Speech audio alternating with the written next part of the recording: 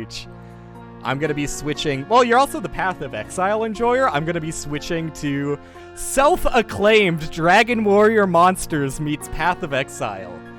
It is a game that I've never heard of before called Siralim Ultimate. And it's a monster-catching video game that lets you fuse them a la... Dragon Warrior Monster. I fucking hate that they called it Dragon Warrior Monsters. I just want to call it Dragon Quest Monsters. Don't fucking... Look, I realize you're a fucking weeb and you want to call it Dragon Warrior, but please, it's Dragon Quest. It'll always be Dragon Quest to me. But yeah, you can fuse monsters, and purportedly from, like, basically every Steam review of the game, which is overwhelmingly positive, it is a very abusable system, which sounds fun. That's kind of what I enjoy out of Monster Train, to some degree. I feel like Monster Train is not a particularly difficult game. The higher... what do they call it? I've been playing a little bit of Monster Train recently. The higher Covenant level... Is that it? Is that right? The higher Covenant levels, just make the game a little bit more RNG, which is always the case with stacking difficulty. Have you played Siralim Ultimate, Shattered Rift? Sorry, I didn't mean to call you by your full, father-given name. Being cringe on my own stream. But that would surprise me if you've played it. I guess not necessarily, because you do play a lot of smaller games on your stream, but I've never heard of it.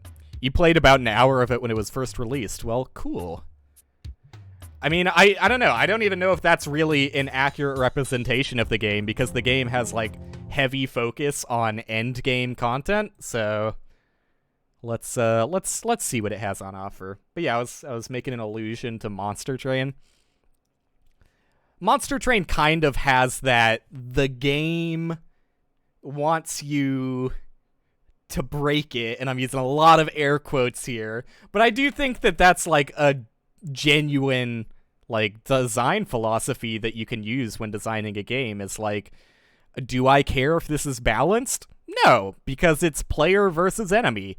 Why should I care if the player gets extremely overpowered?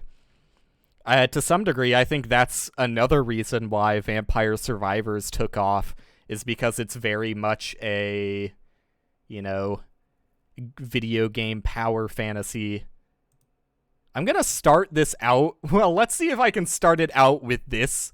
Well, okay, let's see if I can start it out with this screen region. It's a scuffed window right now. I wanna try and make it bigger, but I'm being presented with an on-screen input prompt, which I should probably pay attention to.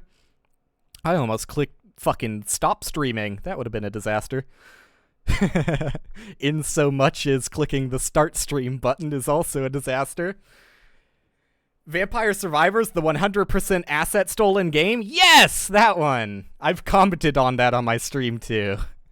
I've also commented on that. In which I don't know, I find it difficult to put full responsibility on the developer because they bought asset packs, or maybe they were free asset packs from other individuals that claimed they had those rights when they didn't, because a lot of them are either just direct rips from Castlevania games, or like they'll change one pixel and be like, this is my original OC. Please tell me if my OSRS account is cool. Okay. I've been playing a 93 defense-only defense pure for 3 years now. You are very, very cool. Honestly, like, I feel something rumbling in my nethers. Like, oh my god. I can't believe I'm talking to a legend like that in my chat right now. It's so cool. Sorry. Okay. Making fun of you aside, it is very cool. Menu, movement, confirm, options. Okay. I feel like I can handle that. I feel like I can handle those controls. Server message! Okay. Thank you. I would like to... Oh, there is really no options menu, huh? Or is there... They said there was an options menu. Do I have to start new game first? Maybe. We'll find out. Sorry, I know my screen region is omega fucked right now. I'll fix it, I swear. At last, I have found you. Do not be alarmed! This is merely a dream. Fuck, they're doing the it's all a dream right from the get-go? Bold decision. You are the monarch of Siralim, yes? Dude, fake lore. We all know how I feel about fake lore. You try to say yes, but this happens to be one of those dreams where you can't speak! Damn it! It's one of those! Those classic ones. You also try to nod your head, but you can't move either. Alright, writing is not the best so far. But that leads its own air of charm to a certain degree. Phew! That's a relief. Imagine my embarrassment if I had invaded the wrong dream. And fear not. Despite your sleep paralysis, I can read your thoughts just fine. Now then, what should I call you? Is this horny? Is this a horny game? Did I accidentally download one of the millions of porn games? I don't think so. Ooh, this is a really big decision for me in life. Oh, fuck.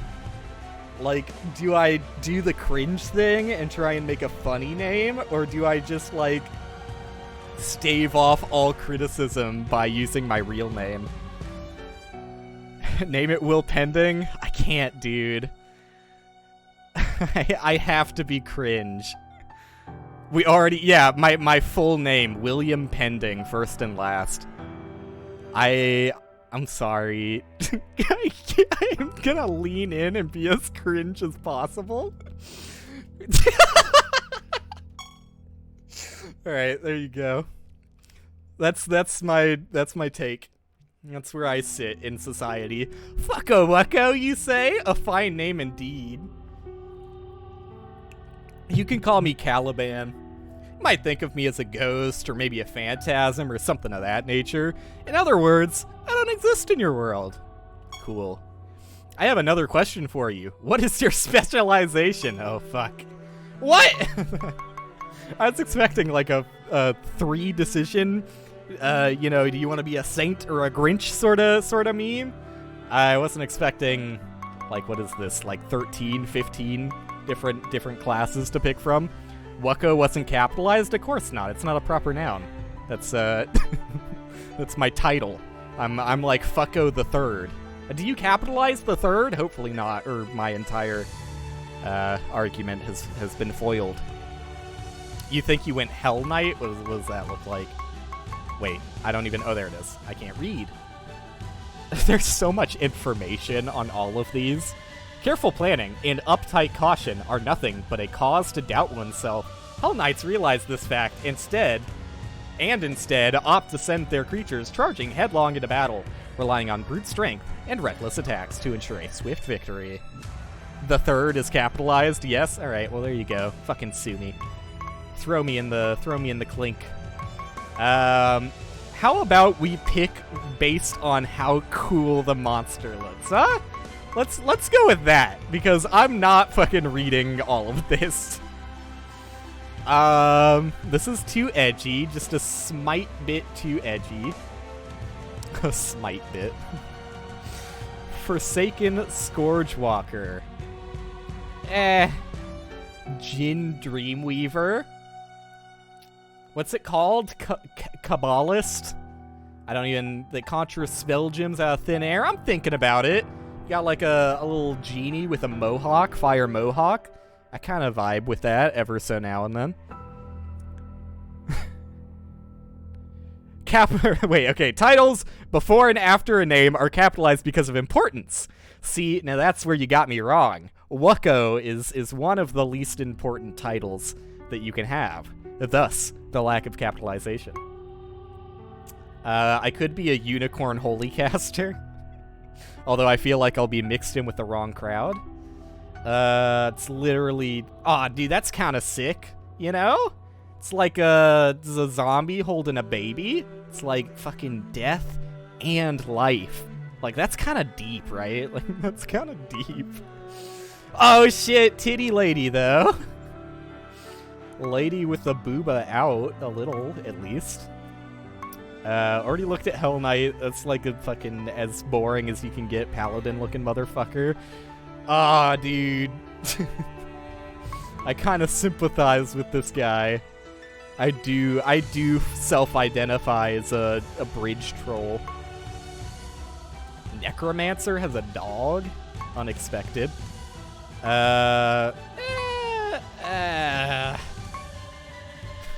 Okay. I think I'm gonna go with the genie. Let's see. Kabbalists can conjure spell gems out of thin air to be used as their creatures at any given moment. These magi prefer to employ high-risk, high-reward battle strategies to ensure their victory. That sounds like me. Gimp Mummy Lamau. Was he gimped up? I don't know, that just looks like standard Mummy. Is there anything about this that is unveiling my own naivety? Alright. Okay, sure. I'll just pick it. I don't know how important this decision is, but I imagine it's probably somewhat important. Wow! You took so long to tell me your specialization that you slept well past your normal waking time. I'll get right to the point then. It's self-aware. No one told me this was an Undertale. He has a ball gag under the raft? Does he really? Am I that blind? Alright, Undertale. You know of the Kingdom of Nex, correct? Well-versed in it. Well-versed. Oh, of course I know of Nex! It's my favorite pastime! I've read the Silmarillion 10 times over! They're our most trusted ally, and we often trade jarred goods with each other. But you are still unable to speak, of course, because of the ball gag and all that. As I thought, listen closely, fucko wucko.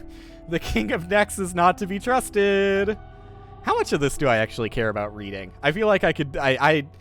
I'm getting the impression that this game is going to be lore heavy. I don't know how much I care, but I'll give it a little bit of time at the start, at the very least. King of Nex is not to be trusted. Recently, he managed to procure the ultimate nether orb, a powerful relic that can be used to bend the gods to its user's will. Title drop? I fear that he will use the orb to take control of the entire world of Rhodia.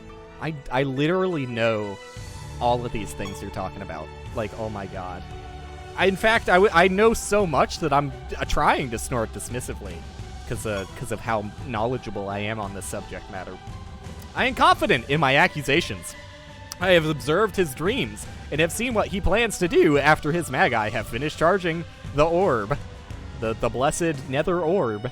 His future actions do not bode well for Rhodia. Okay. I got bored. Sorry. Good morning, my liege. Well met, fucko wucko. Hail, fucko wucko. I hope this day finds you well, good sir. Tips Fedora. After nodding impatiently through the onslaught of greetings, you tell everyone about the dream you had last night.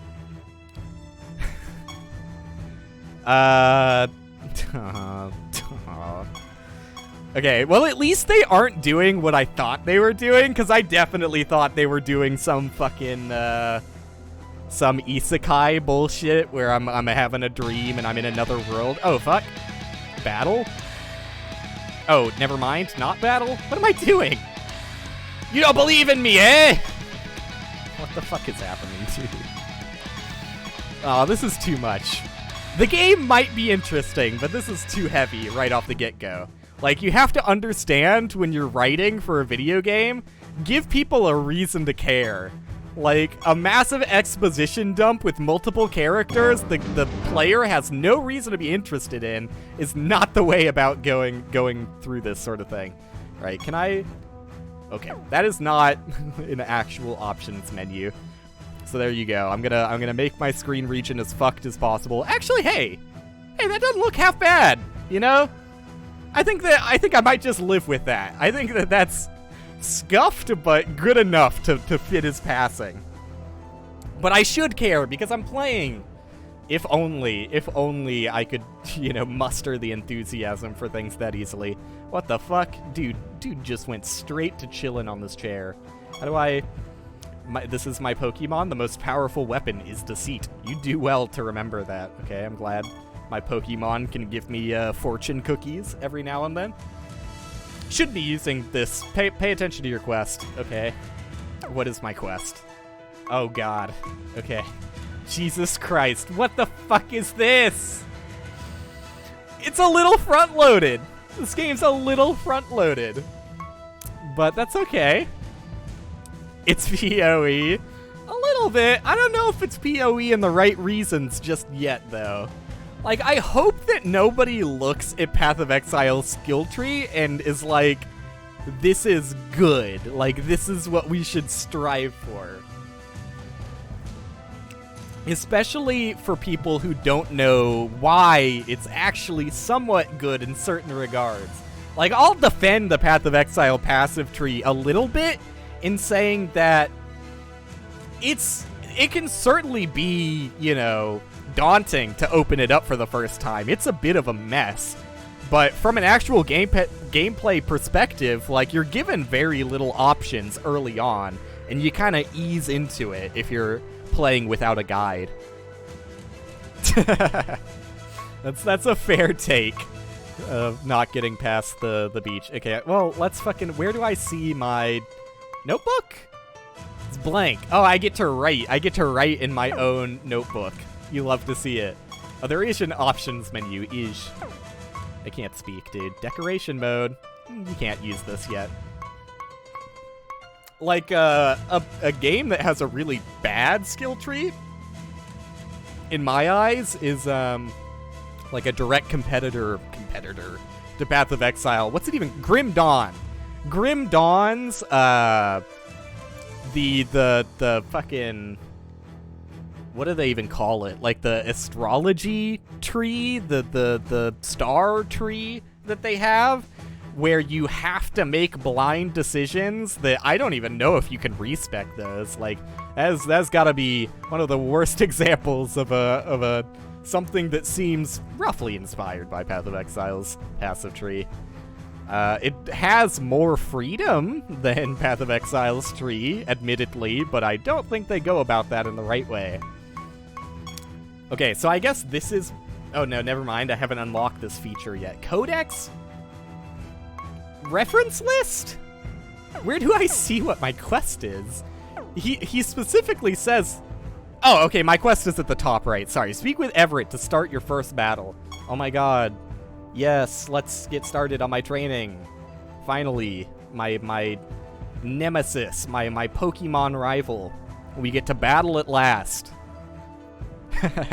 Yeah, no, I think we talked about this last time. Maybe I'm thinking of someone else who was playing Path of Exile on controller for console. It is not recommendable. Opinions on games, shows, movies, not just calling zombies zombies and making up an unheard term. I think it's extremely funny, and for that reason, I hope they never stop. Because, I don't know. That's like a very easy metric on like how seriously you need to take them. And I don't know, to some degree, like how seriously can you take somebody still trying to make an interesting zombie movie, right? But especially if they want to have their own custom name for it.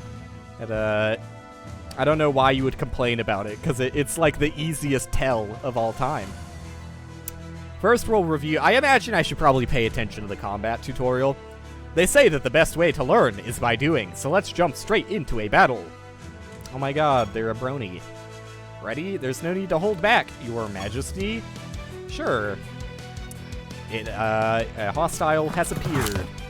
Okay, things are happening. I think I took damage. It's my turn! This creature does not have any spell gems equipped. Provoke? Let's go. They're really putting me right into it with no understanding of what I'm doing. But I have taunted it, which seems like probably a bad thing. I don't know. I feel like I just wasted my turn, if I had to guess. You're doing 0 damage, dude. This is honestly pathetic. Like, you asked to fight me. Like, am I supposed to be learning something from this? Like, come on, dude. Come on. Embarrassing. This is why you went Hell Knight. There's probably a game here, but it's going to make sense, or it's not going to make sense, I think is what you meant to say, for the next few hours. Oh, okay. Sorry, I just can't read English. That's a big problem for me as a live streamer. We'll figure it out, you know? I'm not going to give up on the game this quickly, but it certainly has a rough start. Like, a very rough start. I guarantee that there is something fun here, because of the, 900 or so people who said it is one of the best games they played on Steam. Okay. I have gained 80 experience, equivalent of 1 level up, and in various currency items. I have no idea what they do, but I've got them. Cool. 900 paid actors, we'll see.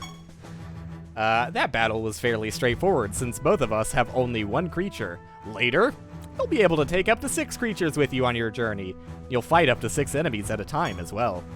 After you defeat an enemy, you'll gain some of that creature's mana. Is this the Walker's thing? Or is mana experience? After you gather enough mana, you'll be able to summon that creature. Oh, no, okay, it's a separate mechanic. Gotcha. It is not experience. So, killing the same thing over and over again lets you use them. It's probably better than Pokemon's, RNG way of handling it. I like it, actually. The more I think about that system, I think it is. I like it. I don't know.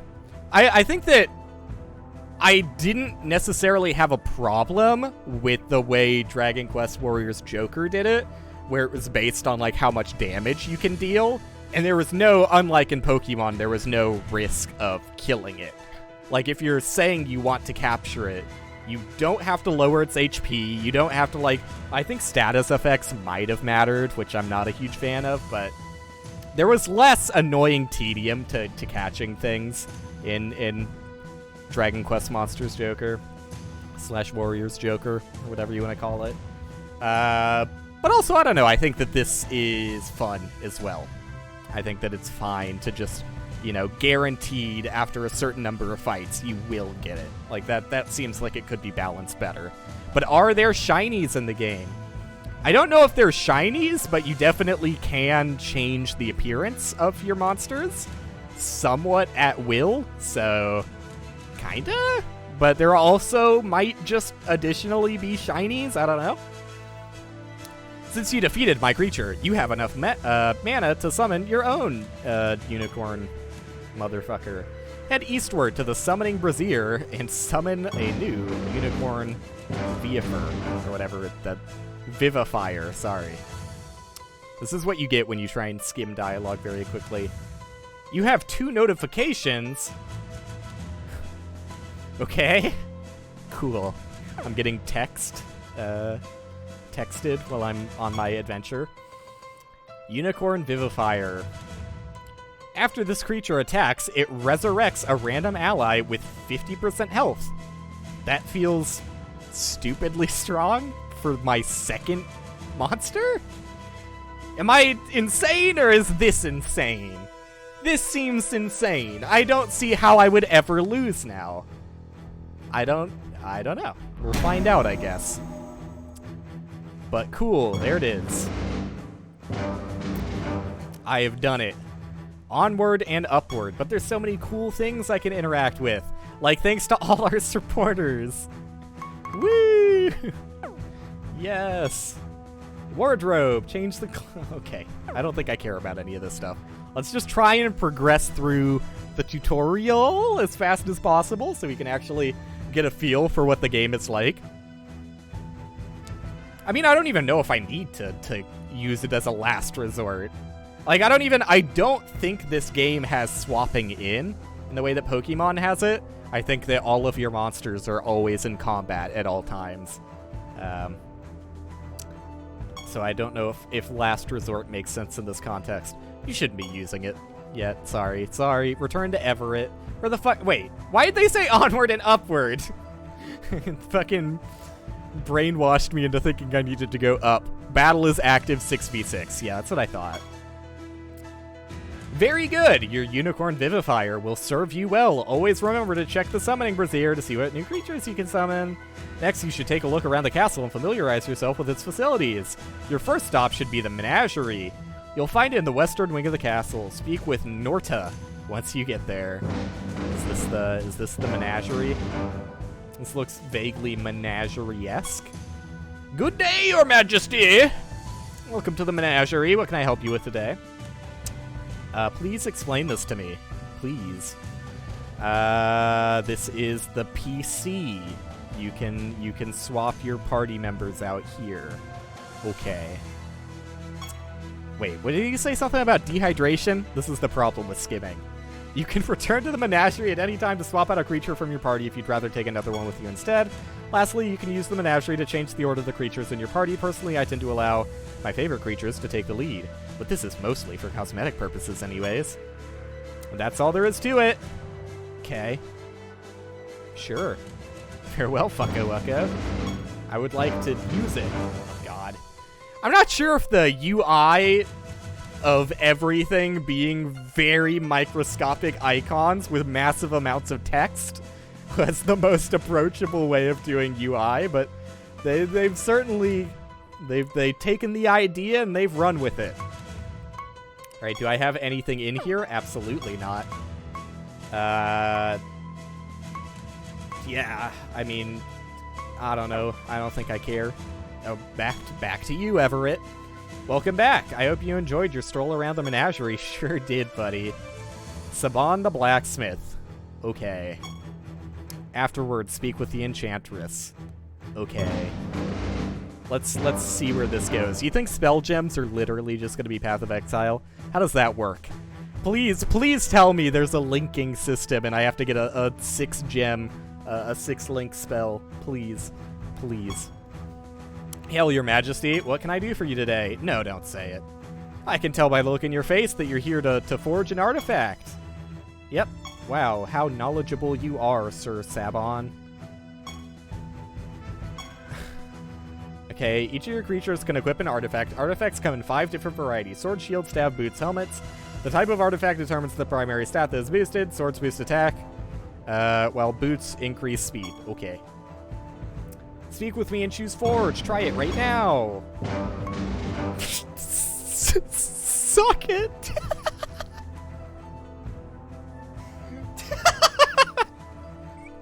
You didn't need to, dude. You didn't need to go that far. Come on.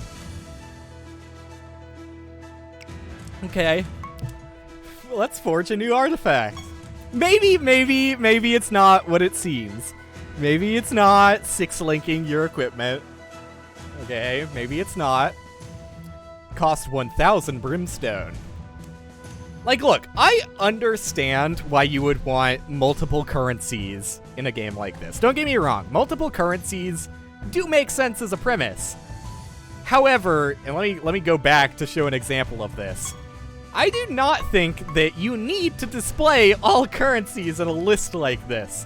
Like, for most purposes, currencies like this can just be, you know, contextually shown.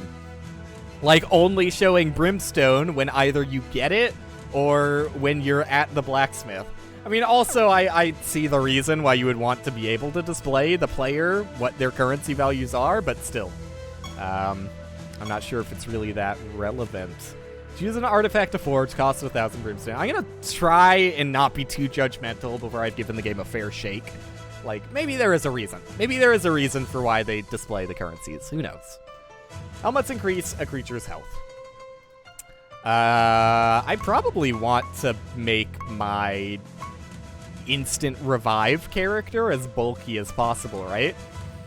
An artifact's type determines the property of its first club's stat slot. Otherwise, you are free to customize your artifacts in any way you want using crafting materials. An artifact's type determines the properties of its first club stat slot. Whatever, dude. Just make a shield.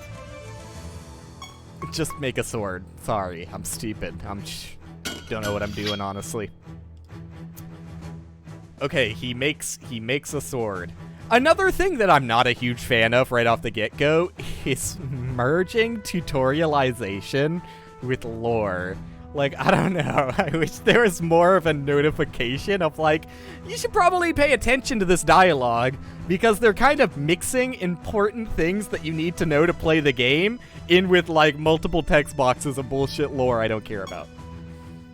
I wish I could just, like, freely skip a lot of it.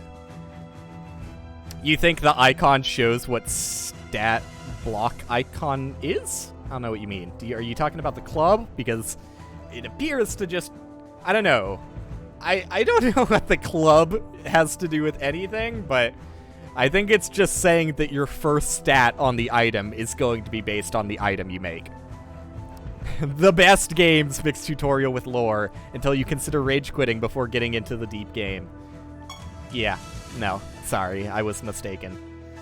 Alright, we made a sword, cool. Each artifact has a tier. Artifacts start at tier 1, and you can upgrade your artifacts to increase their tier. When you increase an artifact's tier, all of its stats increase. In addition, at certain tiers, your artifact will gain additional slots. You can find crafting materials to socket into these slots, allowing the artifacts to gain a new property. Okay, it's not exactly 6 linking. We're not linking our spell gems, okay? It's different. It's different. The club told you its stat, and the icon is... What? I honestly... You probably know what you're talking about, but I am not understanding it. I'm not figuring it out. Maybe I'm just dumb. I probably am. The artifact you forge will gain a new stat slot at tier 3. Okay. Okay. So I guess the club literally just means stat slot. We have learned. Alright, let us try upgrading that now. Yep. I would like to upgrade you. What an improvement! Okay, and it starts out empty. Did you notice your artifact stats increased each time you upgrade it? As mentioned before, your artifact also gained a new stat slot since it's tier 3. Next, take these crafting materials and use them to socket your artifact. This will add an additional property to it. So, okay, so the sockets are the stat slots. I understand. I've learned. Who would have thought that a little bit of reading would get me there? Yes. Attack. Times 5? You need 5 of the... Okay, no, that's just how many I have. Okay, cool. What did it do? It didn't even show me the outcome? Wait, did I not just do... I'm confused. Wait, what did I just do? Did I do something other than... Huh? I'm confused. Was I not in the socket menu when I just did what I just did? Huh? I don't know how I even got to that menu anymore. Red Amber, socket an artifact stat slot with this to gain its property, attack. There you go. Very good. As you continue to upgrade your artifacts, you'll unlock new slots. I thought you did the socket? So did I, but it took me to a different menu that time. Some slots are much more interesting than stat slots and allow your creatures to do all kinds of wacky, zany things. Okay. An artifact is useless unless it's equipped. You should equip your Jinn Dreamweaver with the sword you just forged. I feel like I can do this. Creatures. Equip artifact. Sword. Wait, did I even select?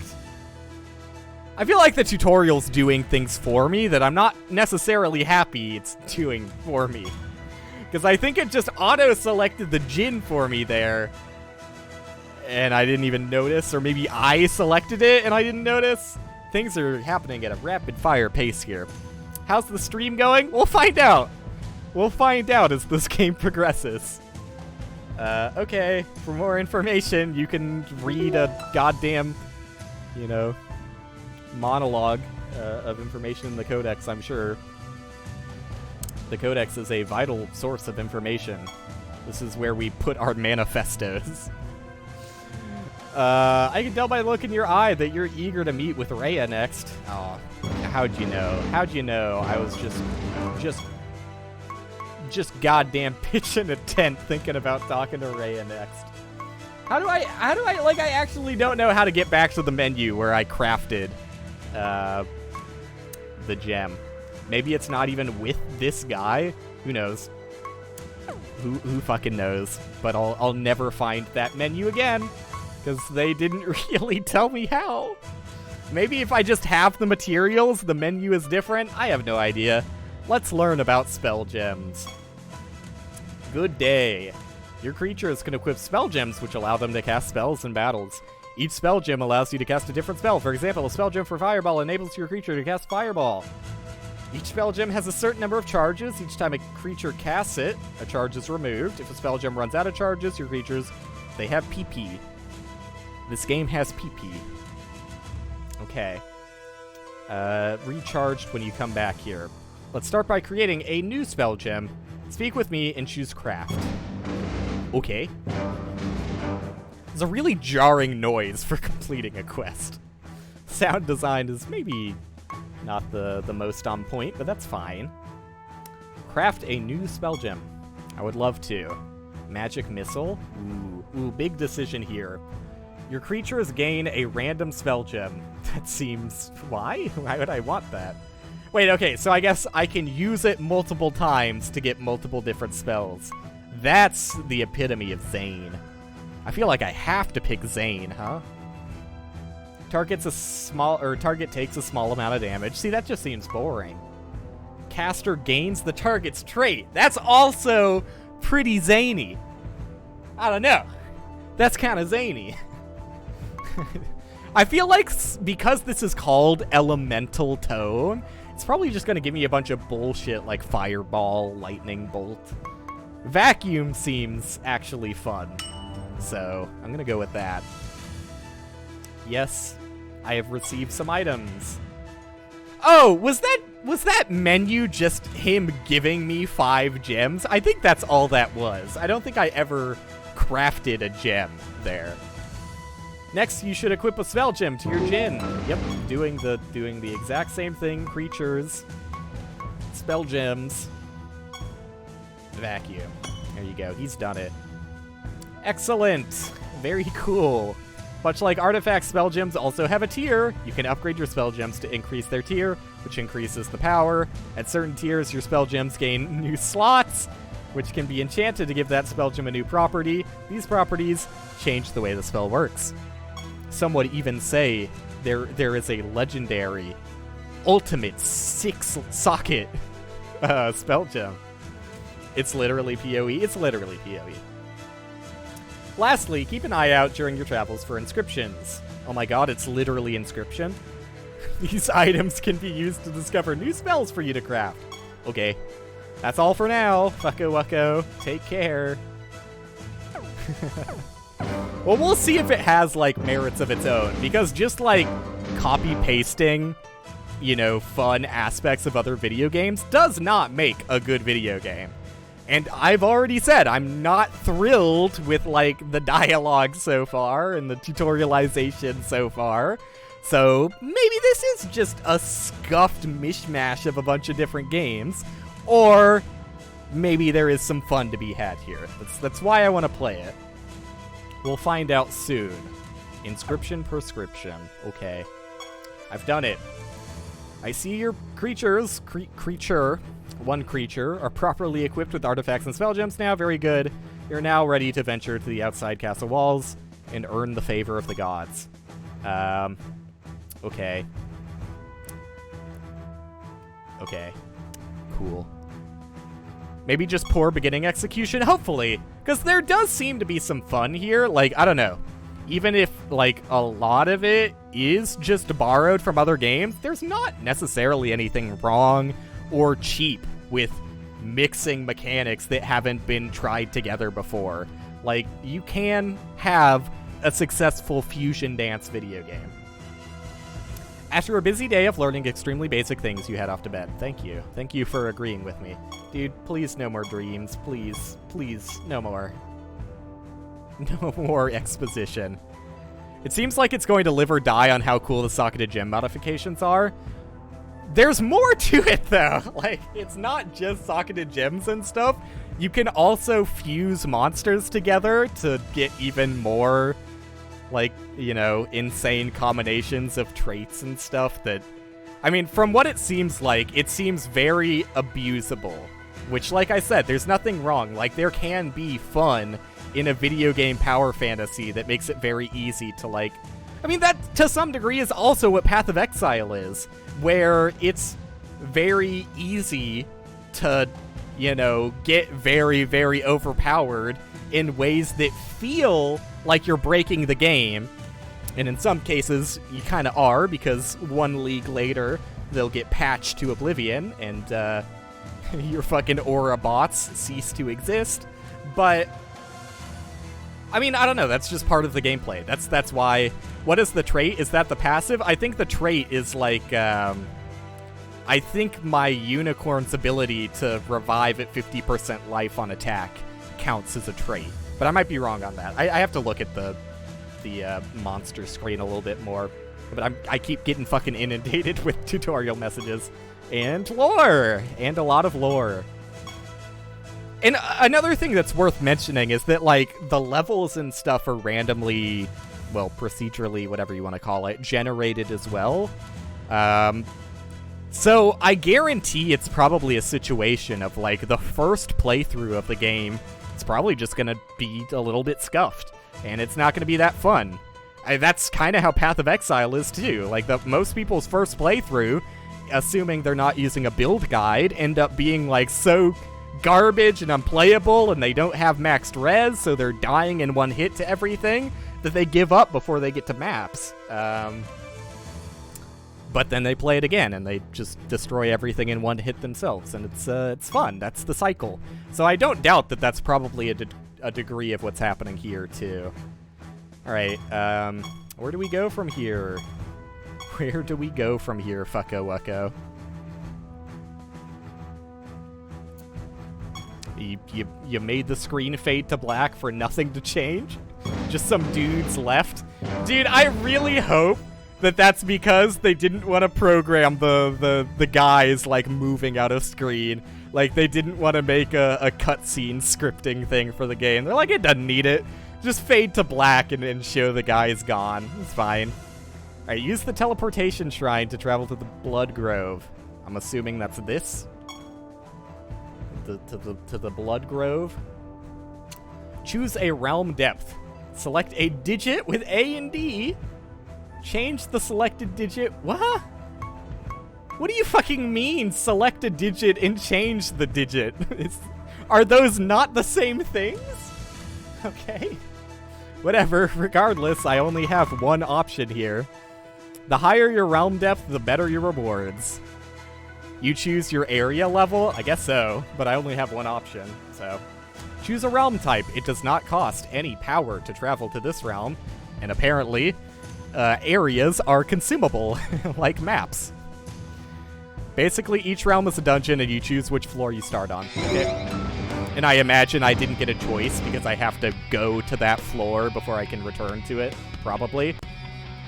You'll receive a realm quest at the start of each realm. These are short, bite-sized quests that must be completed before you can proceed to the next realm. After you complete a realm quest, you'll receive a reward, and then you'll be able to use that realm's teleportation shrine to either travel to a new realm or return to your kingdom. When you complete a realm quest at the highest realm depth you've ever visited, you'll also receive perk points that can be used to unlock perks for your specialization. Jesus Christ, dude. There really is a lot. Absolutely everywhere. I would imagine floor is like item level / area level, yeah. And monster level being tied to that, as you would expect. Find Apocrynox's altar in this realm. I'm fucking on it, dude. I've literally been waiting my entire life for someone to ask me to do that. Alright, let me... Okay. I see. So this is... So my unicorn does not have a artifact, right? Oh, and I can't equip it while I'm in here, of course. Oops. Creatures. How do I... Yeah, traits. See? He does have a trait. After this creature manually casts a spell, I like the implication of non-manually casting spells. We got fucking triggered abilities in this. After this creature self-casts a spell, it casts 2 random spells that belong to the same class. Okay. After this creature attacks... Yeah, so that was that trait. I'm not sure to the degree of how much you can play with the traits when fusing monsters, but there is certainly some degree. I have obtained firewood. You approach the altar. I found it. Quest completed! You approach the altar depicting Apocrynox, god of the hunt. See, this is the fun part about randomly generated levels that I tried to remove when I made, well, I don't know, to some degree I tried to fix this problem when I made the dungeons in Bounty Below by, like, the way that my level generation works in Bounty Below is it generates all the terrain first, and then it generates, well, the starting point is always the same, but then it generates the exit point and tries to fit in 2 other, like, random points in the level that the pathing needs to go through before the end of the level.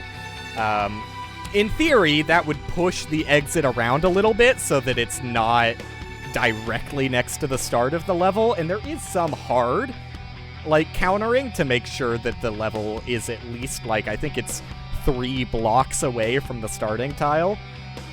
But, in theory, having some arbitrary points to kind of, like, push the area the exit wants to be with the heuristics, to use the gamer terminology, the developer terminology. Do you dev as a hobby or for a living? Can I say I do it for a living if I haven't made, like, any money off of it? I do it for a living! I'm, technically definable as a NEET. But, you know, I'll probably have to get a job at some point soon. That is the main thing I spend my time doing outside of streaming, though. So, yeah, as a hobby. But, it would be cool if, like, I made a living off of it for sure.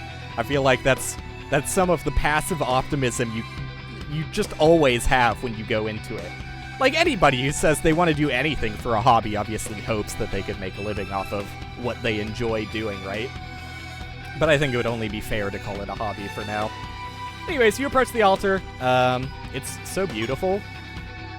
You can't help but desire to touch it. Slowly, you extend your hand toward the altar, all but mesmerized by its beauty. Who goes there? After taking a moment to recover from your startlement, you explain the current situation to Apocrynox. The ultimate nether orb. Yes, I've heard of it. In truth, I always thought to be a myth. However, I can't do this voice. It's going to destroy my throat. Let me pick a less throat-destroying voice for Apocrynox. However, I'd be remiss to ignore the reputation of a ruler of Siralim. Very well. I will aid you in your quest to find the ultimate nether orb. But first I must ask a favor of you. Deep within the blood... I can't. Sorry. Too cringe. Can I just, like, read normally? Is that something I can do? A powerful beast called Kichi. Dude, I don't even care to read any of this stuff in the first place. That's what I'm struggling with the most. As I feel the heat of the heater going on, despite it already being, like, 85 degrees in my room. Kichi doesn't appear to be anywhere nearby. Make your way to the teleportation shrine in this realm and use it to travel to a different part of the Blood Grove. Completed a quest.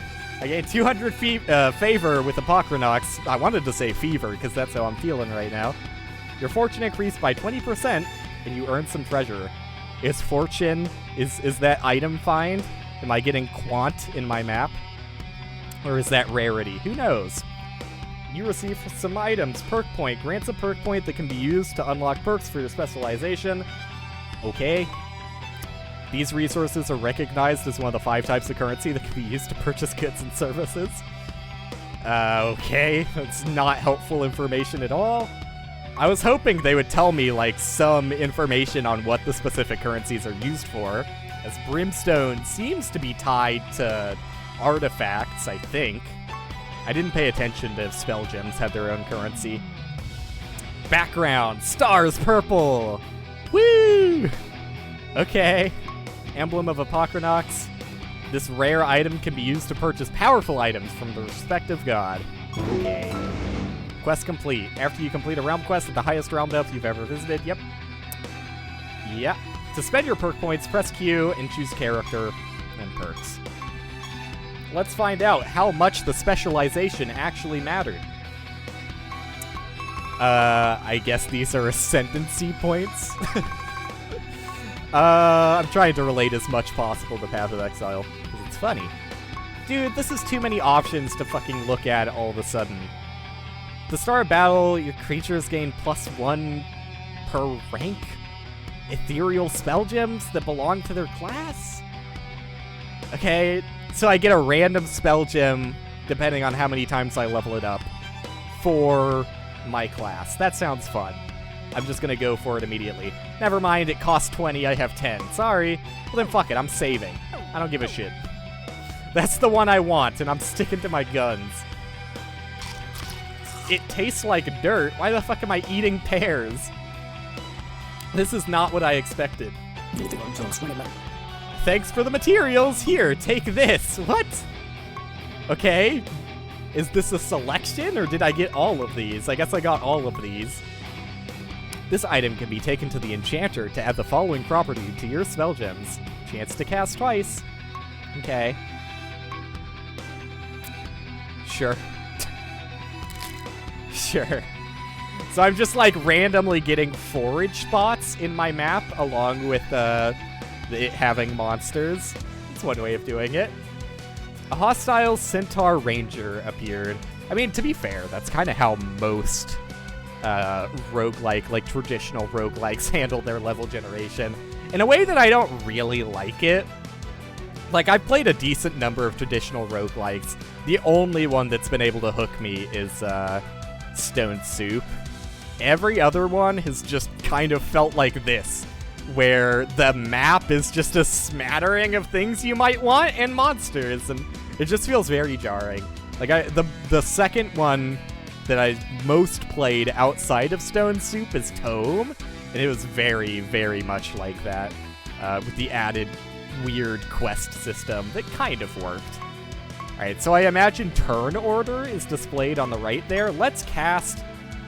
Well, I don't even know. Do I get to see what his trait is? Inspect.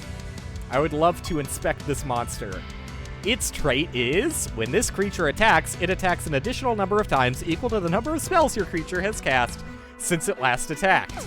Alright. Yeah, okay. So this should give me a double attack on my next turn. Which, now that I think about that, is completely... What the fuck is happening? What's happening? I don't even know why I live. Why did I win there? What happened? What happened? Okay. I might not have picked the most straightforward class to start out with. I felt like I got a triggered spell to happen there. I can now summon Centaur Ranger. What was my trait on this guy again? What do you do? What would you say you do here? After you manually cast a spell, it casts 2 random spells that belong to its same class. So I thought that I had to have those spells. Apparently, it's just literally any random spell that belonged to my class. Well, that seems like a lot of fun. I truly accidentally picked the zaniest start. Deep Amber. Increases attack and intelligence. Cool. Random treasure. Inscription, Flood of Darkness. Enemies with Cursed attack their allies at random. That's a spell? Enemies with Cursed attack their allies at random. So I would curse them and then cast this? Or maybe some monsters just start cursed? I don't know. But it works like confusion with the added fact that I need another status effect prior to confusing them. This item can be taken to an enchanter to add the following property to spell gems: increased healing. Got any construction materials for trade? Afraid not. The destroyed. Destroyed? Why am I destroying these beautiful landscapes? I don't really know, like, if I'm doing the gameplay loop justice. Why would I walk into this? 25% favor to Apocrynox, or maybe plus 25. I didn't really see it. The in-dungeon gameplay loop is kind of strange. Target takes a small amount of damage or devastating amount of damage if the target's race is the same as that of the caster. A lot of situational spells. It's a small amount of damage or a devastating amount if they're the same race. Also, racist much video game? Kind of problematic. I don't know, man. I feel like maybe it's just me and I'm like inundated with higher quality modern roguelikes, but to me, the only thing I can think of, like the only thing I'm asking as I play through the regular gameplay loop of this is, yeah, it just does cast random fucking spells. Strange. Whatever, you got fucking owned. Again. I will never be stopped, I guess. I can't help but feel like the gameplay loop would have been improved if instead of having any of this, you've eaten a lot of squash, too much in fact, you vomited everywhere, but there's something in it, crystals, okay? I can't help but feel like this would have been better if instead of all of this, I was just forced to fight like a series of different combat encounters. Because it feels like that's what they want the gameplay to be focused around, is the interesting synergies you can get in the combat. I don't even know why this walking around in the open land exists. It feels very strange. I feel like all of these rewards I'm getting in the overworld could have just been given to me after I fight something. I don't know. Maybe that's just me. Pick up the pipes to play a little tune. Unfortunately, your complete lack of musical talent appears to have attracted the attention of some nearby creatures. Okay. Like, that could have just been a random event that happens in between combat. I mean, there could have been a number of random events, you know, a la Slay the Spire, a la Faster Than Light, which is kind of what originated that format. I don't know. Anyways, I'll try and be as open as possible to the idea. I didn't even realize who went first there. I was not paying attention. Well, attacks seem to do like shit for damage, so I'm gonna go back to my repeatedly vacuuming strat. That did numbers for me. Oh, whoops. I don't know if these are good or not. I feel like I'm never going to understand what I'm doing in this, which is fine, probably. So, look at the synergy, though. As the Djinn, I've cast 3 spells as a result of my trait. Oh wait, but I was thinking of the other enemy. I was like, because I stole the trait that gives me more attacks per spell I've cast, but I don't actually have that trait. I just stole it. What the fuck? Dodged? This is my first challenge I've come across. They're not instantly dying after I use my first ability. Fuck it, just steal the trait again. Get double stolen. Buffs removed. Okay. Why are they focusing so goddamn hard on my unicorn? I guess that's a sign that I should probably provoke them with my other unit. I imagine that does work like a taunt. Yeah, okay. You know, we're figuring it out step by step, I guess. Hey, Djinn actually does a decent bit of damage on his own, which is not as much as I could say for the unicorn, unfortunately. Summon ready. You know, I'm getting all of these summons like after the first use, which is, I guess, somewhat motivating. Emblem of Apocrynox. Okay. Yeah, I guess it's good to see that it's not difficult to get new monsters, because that's kind of what you want the fun part of your gameplay loop to be, is the section in between combat encounters where you prepare and make interesting synergies, right?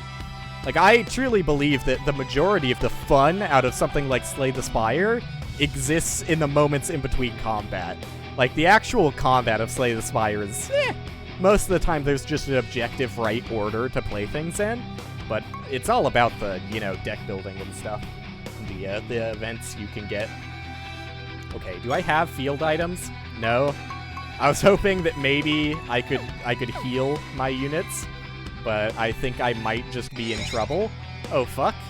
I've warped to a different realm. You want to be a saint or a Grinch? One or the other.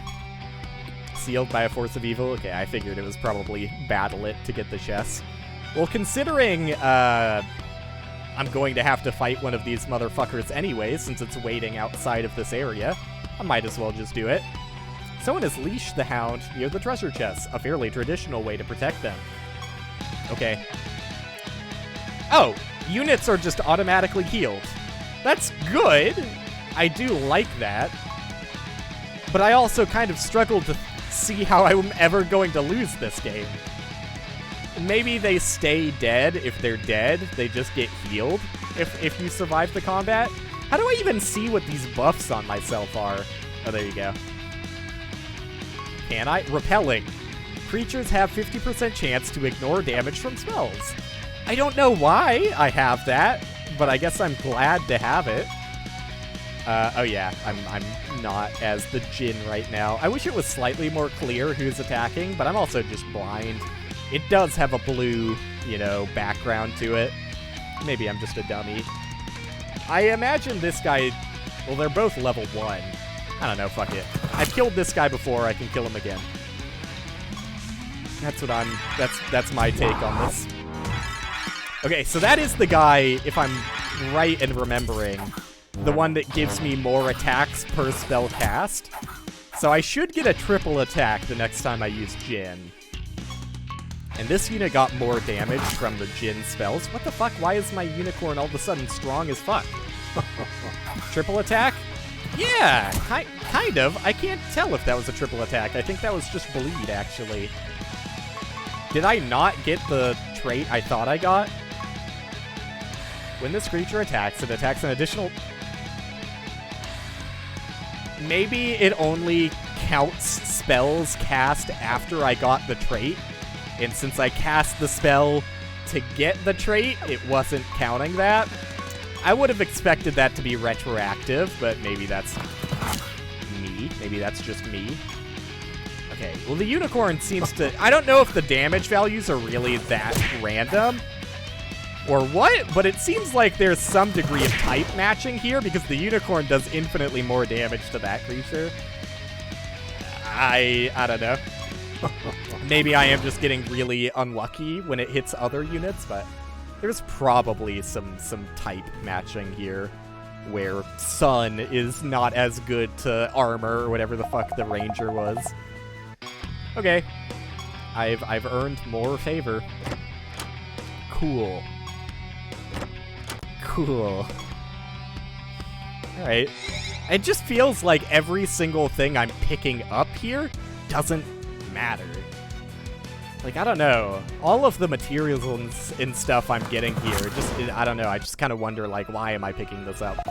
I mean, I guess... it's just like there's too much weight in between, like, the stuff you're actively doing here and the preparation. Like, in Slay the Spire, again, I know I keep bringing back Slay the Spire, but it's only one combat encounter away from when you get to, you know, mess with your deck again.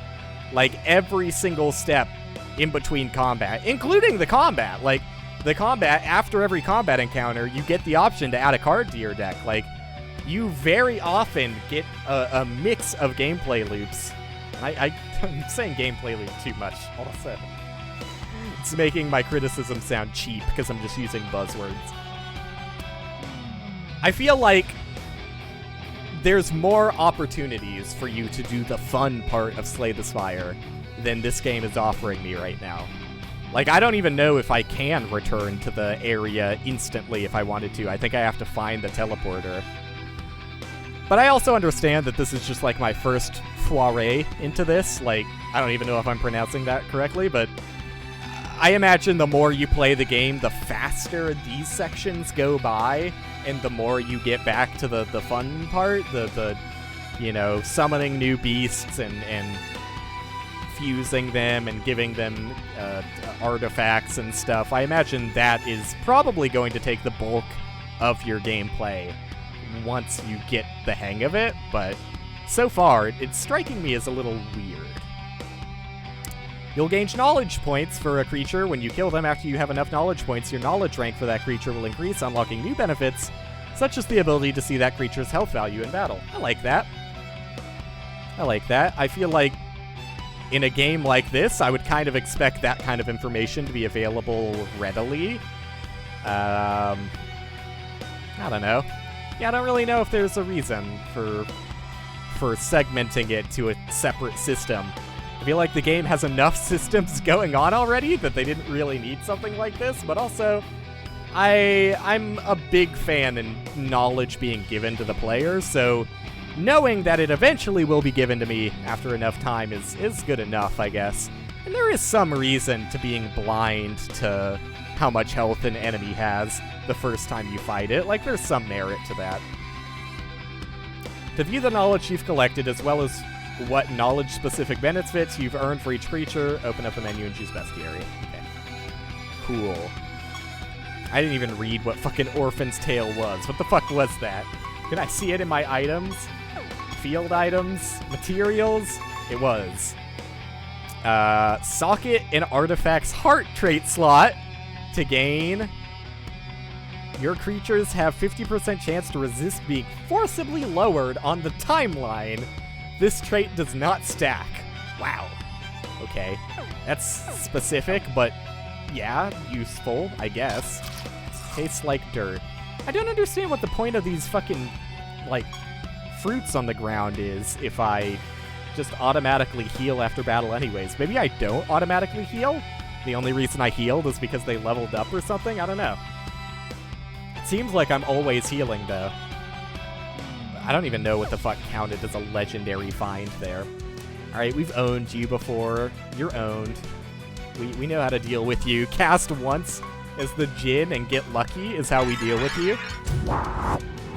Classic Ebony Ent maneuver. Oh, get fucking destroyed, dude. Honestly, like, why do you even show up to these things? Embarrassing. Curio of Blindness. Spade trick slot. Blind on damage. Creature has a chance to afflict enemies with blind when it deals damage to them with attacks or spells. Okay. Oh, and there's the teleport to get out of here. I understand. I understand. Was that another one of the same thing? I'm not paying attention to the things I'm getting. What? It was here, right? Curios. Oh, yeah, it was another one of the same thing. Okay. Cool. Very epic. I don't know, like, I guess that's why you eat these squash?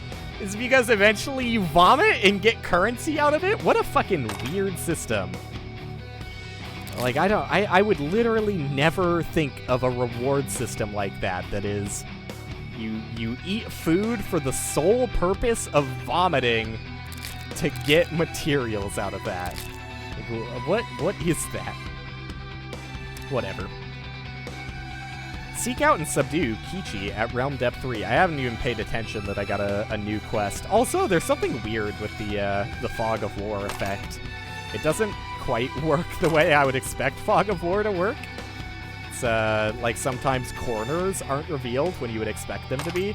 Feels like there's some preference to what tiles it unveils. Wonder if it's going to do the PoE thing, where when you get an item that lets you go back to town whenever and do the fun stuff. I don't know, I feel like, well, I guess I wouldn't be too surprised if they gave me an item like that, or if it's a consumable item, like Portal Scrolls are, but I kind of feel like if they do something like that, that really will strip any possible challenge out of this game. Because I feel like if there is some challenge, it's the fact that you're going to be constantly inundated with monsters until you find the teleporter. And just by the fact that there is, like, a physical teleporter, like, it's not like in Path of Exile, you enter into some random part of the map and have to find your exit. Honestly, that could be a more intriguing way of doing it. You would get a lot less people, well, you would certainly get a lot more people who set up a macro to lock out. But, I don't fucking know. I mean, PoE's fine. I feel like they could experiment with systems like that, but also, like, even with Path of Exile 2 coming out to, like, you know, give them an easy opportunity to look back at some of these systems that they've got and think about, you know, is this actually helpful to the gameplay loop? Creatures attack, because I'm ass at music, of course.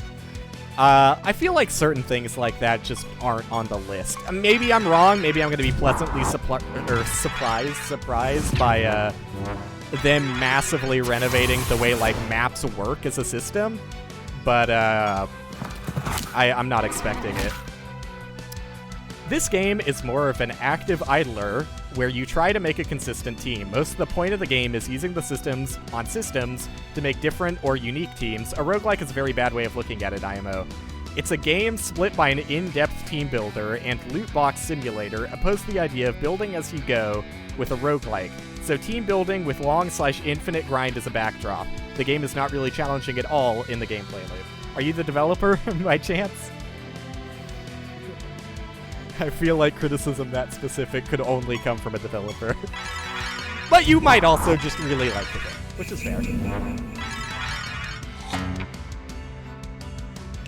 I'm not gonna say, ooh, let's go. I put him to sleep. Put that ass to sleep. I figured that would wake him up. Not a developer? Alright, well... I mean, I definitely think there is a reason that... Okay, I need to turn the fucking sound effects down a little bit. I definitely think that there is a reason that so many people are as enthusiastic about this game as they are. When I'm critical, I'm just putting it in the perspective of, like, what I like in video games. That just happens to be that I like playing a lot of roguelikes, and I like a lot of the design principles that come with that. So you might see it as me looking at it in the wrong way, but, you know, from my eyes, I'm just looking at it with, you know, the biases that anybody would look at it based on what games they've played before. Mine just happen to be a lot of roguelikes. And regardless, I still think that there is fair merit. Yo, shit, you can attack yourself. Love to see that. I still think that there's decent merit to comparing it to roguelikes, because I think that there's a lot of systems that could have been taken from roguelikes that simplified or more streamlined the gameplay loop. And I'm not saying that it needs to have, like, you know, everything that makes a roguelike a roguelike. Like, yeah, you can still die in this game and not have a hard reset in the way that roguelikes do. You just wanted to explain how you viewed it? I mean, that's fair. That's fair as well. But, yeah, I don't know. There's some things that strike me as, like, very apparently strange with the way they chose to do the loop of the game. Did I? Yeah, okay. Construction's material for trade. Vomiting squash is more rewarding. Cool. You love to see it. Yeah, I don't know. I just don't know why the dungeon walking around part exists. Like, I'm currently, from everything I've played, just talking about what I've experienced so far, and maybe it does get better. Maybe the complaints I have right now are just because I'm new to the game, and so this section of the game is taking longer than it would otherwise. I already posited that. But, I think the biggest thing to me is just, like, I can already feel that, like, the gameplay of the game is making the team, which you even said. Like, yeah, it's exploring the different systems that you can use to make interesting and cool teams. That is what I would like to see more of out of it. It just feels like, as I'm playing this, that's kind of taking a back seat to the walking around in the dungeon. Like, even though it's probably a fairly minor part of the game, clearly a lot of development time went into this, and the level generation and how you get rewards and that kind of thing, and I just don't know if any of it was necessary. And not just from a design time perspective. Like, I'm not just saying, oh, you wasted so much time doing this when you could have done this. Like, it probably would have taken an equally long amount of time to do a different system, don't get me wrong. I just feel like I don't know why the focus of the game isn't in building the team and the team that you've built in combat. I feel like there's much more focus on me just walking around kind of aimlessly right now, which feels weird. But that being said, I feel like the best way to approach this game would be for me to play a decent bit of it off stream and decide if it makes sense to come back to it. Because I'm not gonna say, like, look, I've seen, from what I've seen, there is a lot of interesting stuff going on in this game. I don't think that it's the best environment to show it off as like a first. Well, I don't know. There is some merit to a first playthrough of this in showing that it is very daunting. I don't think the tutorials are done that well. I think there's a lot of exposition that doesn't need to be dropped on you. Like, outside of the first massive bit of exposition, we haven't been exposition dumped in like, you know, a solid 30 to 40 minutes of gameplay here. Maybe I'm going to be exposition dumped again now that I'm back in the hub, but they were very front heavy as far as, you know, monologuing on lore and stuff that I don't think needed to be talked about too much, or as much as they deemed it needing to be talked about. So while I do think that seeing my first, my first feelings on the game, my Pog React content to the game, I think that it's much better suited if I give it some time off stream and figure out what I want to do with it. Because I might play more of it. I'm not going to say I'm not going to. I'm definitely going to play more of it off stream if that's like good enough criticism of the game. I just think that the start of it and like figuring out the systems is going to be too slow to be interesting on my stream. So I'm just going to end it. It's also like I talked about it towards the start of the segment.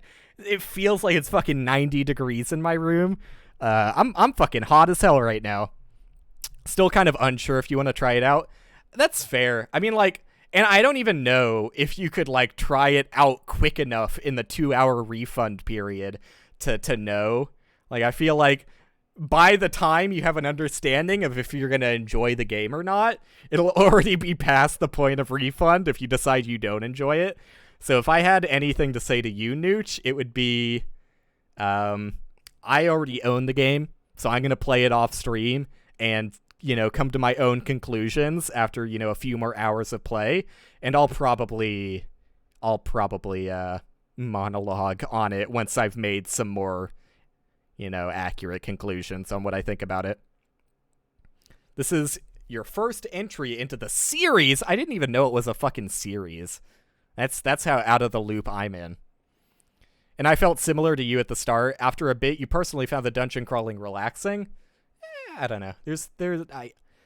I can see not thinking it's the worst thing in the world, but I struggle to find a good reason for why it exists. That's kind of how I felt, and there are a lot of systems that I'm seeing in it, like the God Favor system, that remind me of a game called... Let me check Steam to make sure I'm saying it right. I think it's Coin Crypt,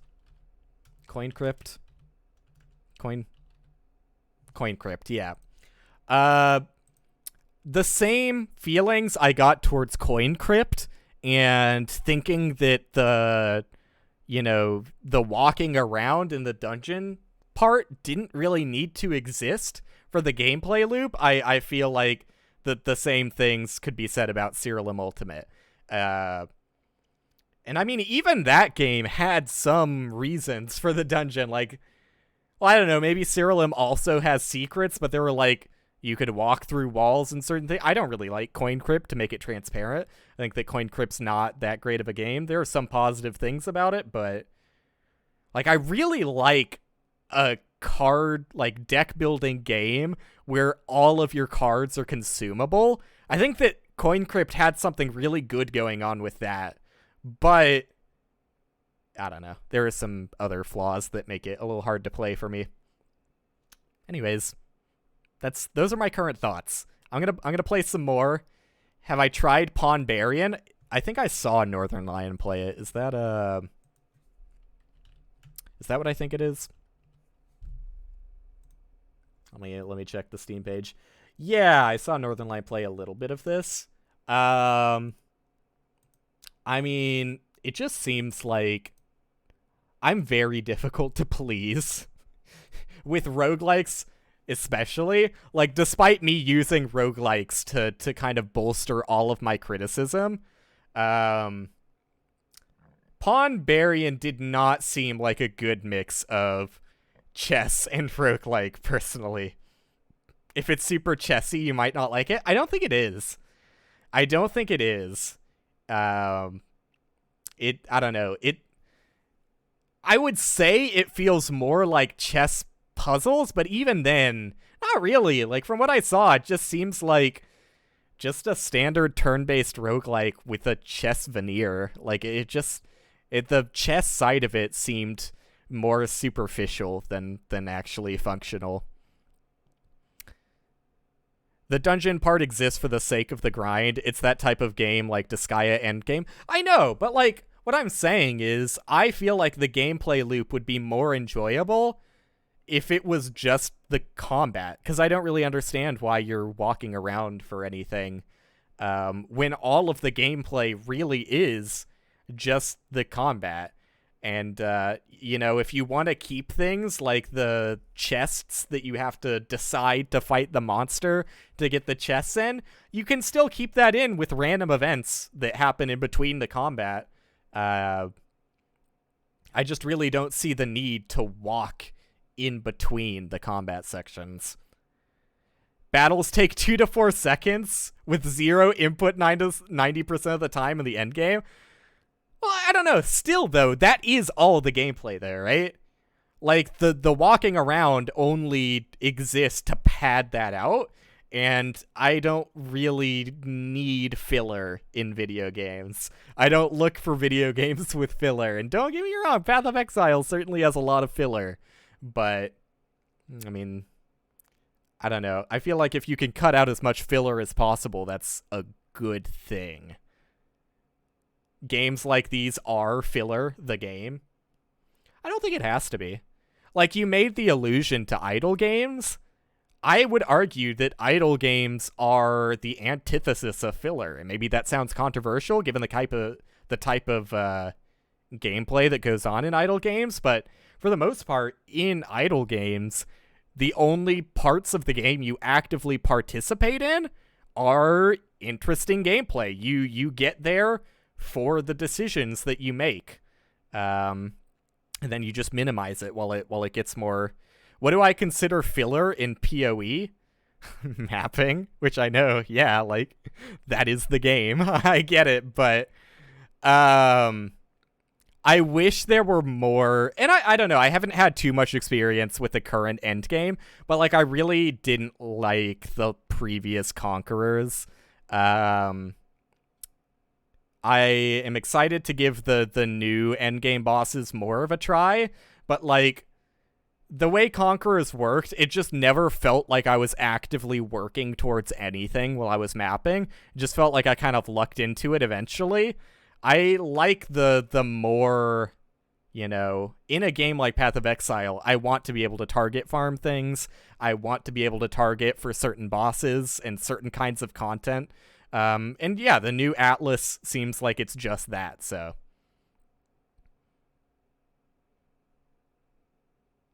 Are you an idle game fan? Yeah. Yeah, I did try Universal Paperclips. I love it. It's a lot of fun. It subverts it. It's interesting in its own unique ways. Very similar to the ways that, what's that one game? I want to say it's Candy something. Is it just Candy Clicker? That doesn't sound right. Candy Quest? There's another really early one released, like, very close to original Cookie Clicker. And I think it was one of the inspirations for Cookie Clicker, if I'm not wrong. So it was very early in the idle genre. That one is also very good and subverts it in fun ways. So if you haven't played that one, I would recommend it as well. It's an in-browser, like, ASCII, similar to Paperclip style game. Idle game tend to be a lot more upfront in the interaction until you settle into a loop, and then it becomes short bursts of relaxation and progress in the same way you can continue to repeat with this game. That's fair. But I would still argue that, like, while idle games are meant to be idle, when you do decide to interact with them, there is some degree of weight with those interactions. Whereas for this game, the bulk of it is just kind of like walking around until you get to combat or until you do your quest, from what I'm seeing. And then after being, kind of forced into a section of gameplay that you're not super excited about with a lot of filler, you get to the part where you do the fun stuff and get to upgrade your team and try new comp and fuse the monsters and that kind of stuff. So yeah, I feel like I've filibustered long enough.